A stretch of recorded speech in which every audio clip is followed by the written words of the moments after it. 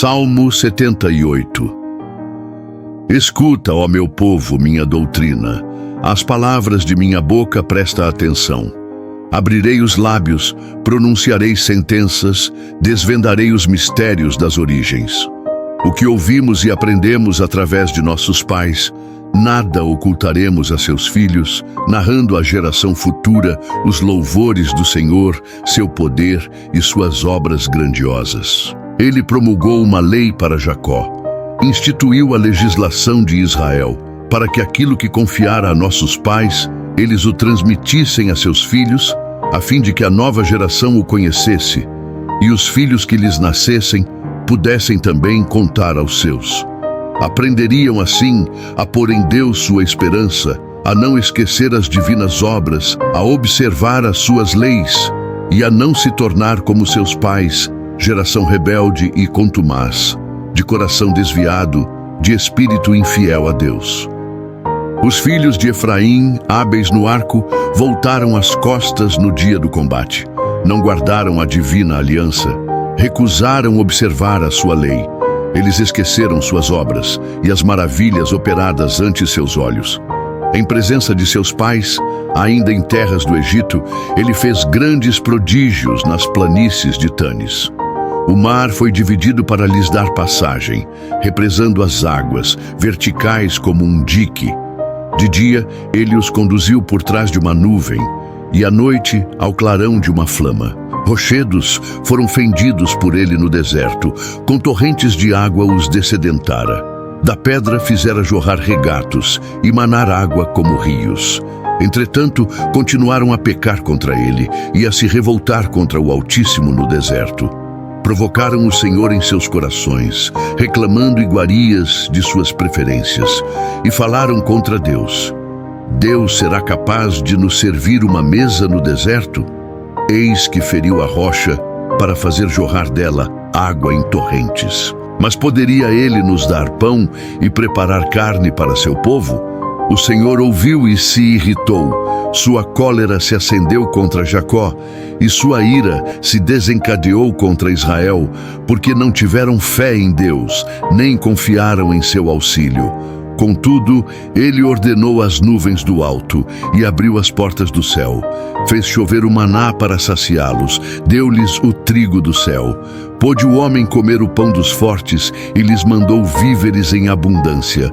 Depois fez soprar no céu o vento leste, e seu poder levantou o vento sul.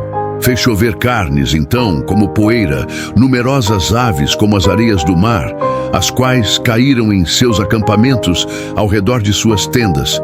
Delas comeram até se fartarem e satisfazerem os seus desejos.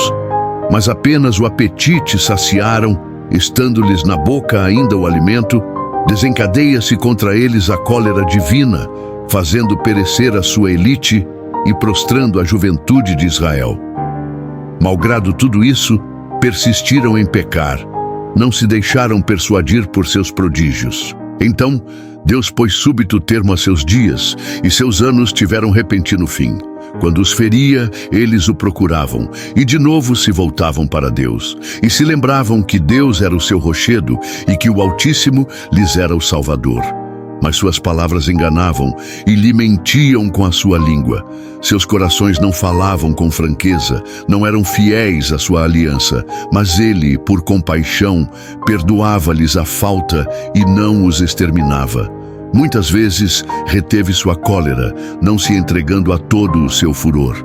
Sabendo que eles eram simples carne, um sopro só que passa sem voltar. Quantas vezes no deserto o provocaram e na solidão o afligiram. Recomeçaram a tentar a Deus, a exasperar o Santo de Israel. Esqueceram a obra de suas mãos no dia em que os livrou do adversário, quando operou seus prodígios no Egito e maravilhas nas planícies de Tânis, quando converteu seus rios em sangue a fim de impedi-los de beber de suas águas, quando enviou moscas para os devorar e rãs que os infestaram, quando entregou suas colheitas aos pulgões e aos gafanhotos o fruto de seu trabalho, quando arrasou suas vinhas com o granizo e suas figueiras com a geada, quando extinguiu seu gado com saraivadas e seus rebanhos pelos raios, quando descarregou o ardor de sua cólera, indignação, furor, tribulação, um esquadrão de anjos da desgraça. Deu livre curso à sua cólera. Longe de preservá-los da morte, ele entregou à peste os seres vivos. Matou os primogênitos no Egito, os primeiros partos nas habitações de Cam, enquanto retirou seu povo como ovelhas e o fez atravessar o deserto como rebanho. Conduziu-o com firmeza, sem nada ter que temer, enquanto aos inimigos os submergiu no mar.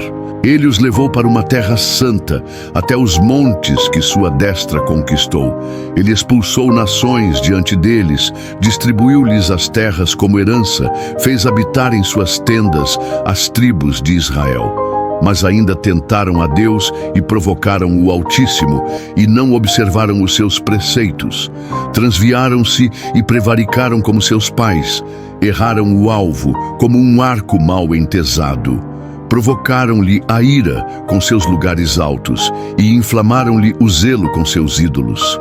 À vista disso, Deus se encolerizou e rejeitou Israel severamente. Abandonou o santuário de Silo, tabernáculo onde habitara entre os homens. Deixou conduzir cativa a arca de sua força, permitiu que a arca de sua glória caísse em mãos inimigas. Abandonou seu povo à espada e se irritou contra a sua herança. O fogo devorou sua juventude, suas filhas não encontraram desponsório. Seus sacerdotes pereceram pelo gládio, e as viúvas não choraram mais seus mortos.